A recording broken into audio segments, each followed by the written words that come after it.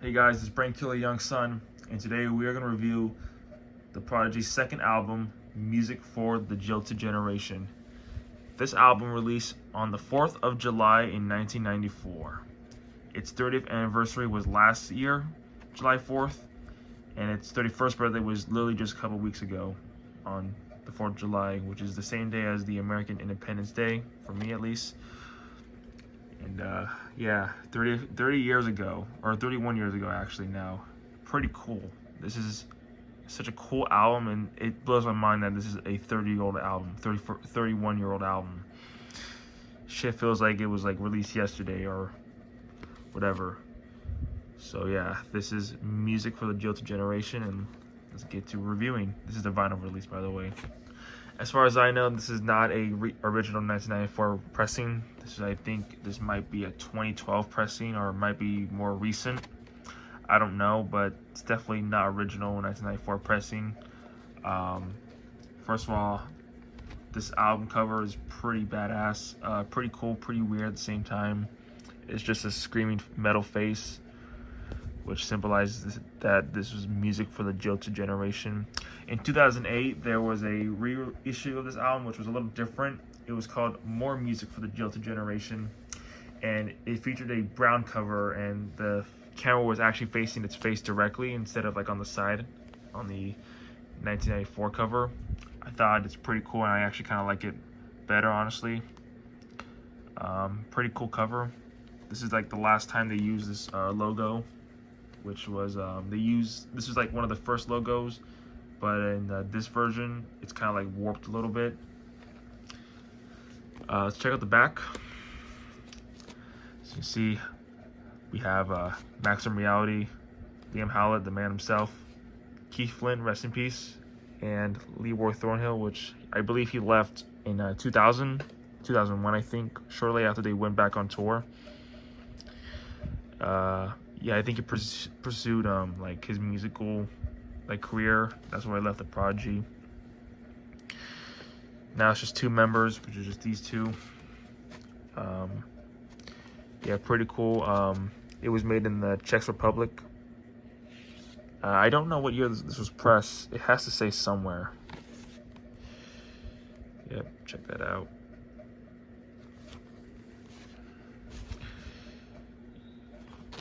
Check out the inside card. So actually no, they have a description. A big respect to the underground followers. How can the government stop young people from having a good time? Fight this bollocks. Which there was like a law, I forgot what it was called, but it was in the United Kingdom, where they cracked down on like illegal raves. Which the only really illegal thing they were doing for these raves were they were kind of breaking into buildings, like abandoned buildings. But I don't think, which they justified by saying, oh, we're just having a good time, we're not like, you know, breaking shit, which I think they probably were. But just to further on that, they have this inside cover art. I know some versions of the album have it on the sleeves, but you see like it's like the cops with like this like industrial type city in the background, like law enforcement, and then we have like this green area, this grass area with speakers in the background. It kind of resembles like Woodstock in a way. And it's a guy giving them the finger, which kind of resembles one of their songs, which is called Their Law, featuring probably itself. So yeah, this is the cover art, the back, and the inside. Let's check out the first vinyl. One thing I want to point out is this did have vinyl sleeves on it. So I got rid of them because they were making like a bit of an issue. Kept sticking to the vinyl, which I did not like. So yeah, let's check out this vinyl.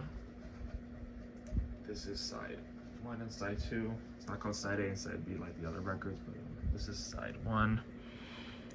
Very nice vinyl finish, very nice black. I do wish they kind of made it gray, but they probably didn't have like that type of shit back then, or as far as I know, they probably didn't have the money to do so. It was mastered at Earthbound Studios, I believe. Pretty cool final finish. See it reflects, you can see. Check out side 2. Yeah, see like that rainbow, you see that? It's pretty cool. Pretty nice rainbow effect to the vinyl. 33 RPM. My record player has like 33 and a half. For some reason, I know it's probably something like down the line of that, but yeah, this is the this is side 1, side 2. Nice background, which I believe is just it's just the cover of this zoomed in. That's all. I think I can tell by that. It's definitely just zoomed in. So yeah, music for the Jilted Generation. This is side 1 and side 2. Let's check out side 3 and 4. Again, this did have sleeves in it. They are included, but I got rid of them because they kept sticking to the vinyl. So.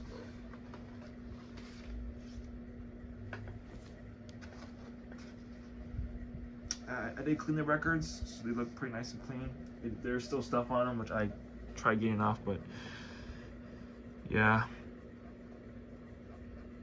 And the really cool thing about this record is on side 4, it's actually called the Narcotic Suite, which is, you don't see this a lot on records, the Narcotic Suite, which if I believe 3 Kilos is about, you know, getting drugs, Skyline is getting high, and Claustrophobic Sting is about coming from a bad acid trip. Which 3 Kilos like a nice, you know, like, you know, soul track. Skyline's like kind of like this ambient type of song, and Claustrophobic Sting's like this heavy with the Roland TB 303 in it.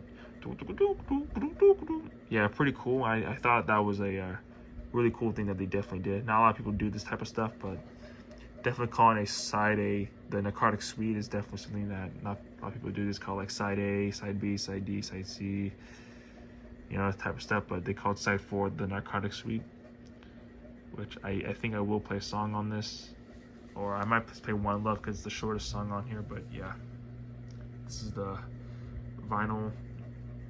Nice finish.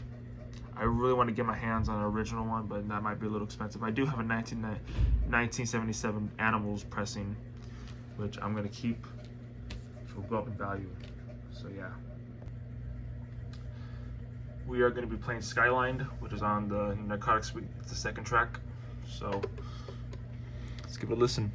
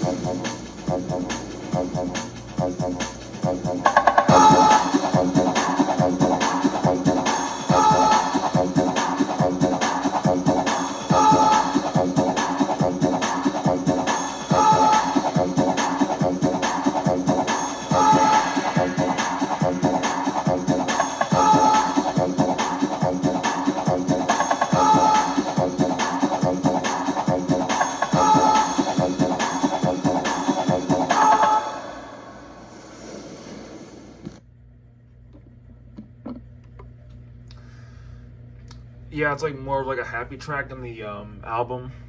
But then like the next track, Claustrophobic Sting, it would, damn it, it would it's like a bad like acid trip. It's like coming out of Skyline basically. It's like after Skyline, it's like basically like a bad like trip, like after, you know what I mean, like. So yeah, it's one of their best albums. Definitely, I think it won a couple of awards when it came out. Yeah, overall, definitely like 9 out of 10. There's some songs I don't really like One Love, The Heat, Speedway. Yeah, that's pretty much the really only songs I don't really like and listen to. Like everything else, and like intro, like I don't really. It's not. I mean, it's an intro, so it's not like anything crazy. So yeah. This is Music for the Jilted Generation by the Prodigy. Definitely get your hands on this one. If you're collecting vinyl, yeah, get this. It's definitely not going anywhere anytime soon. It's gonna be around for a long time. Expect like 100 years after it'll probably be out of issuing and pressing. So yeah, this is the Prodigy. Music for the Jilted Generation.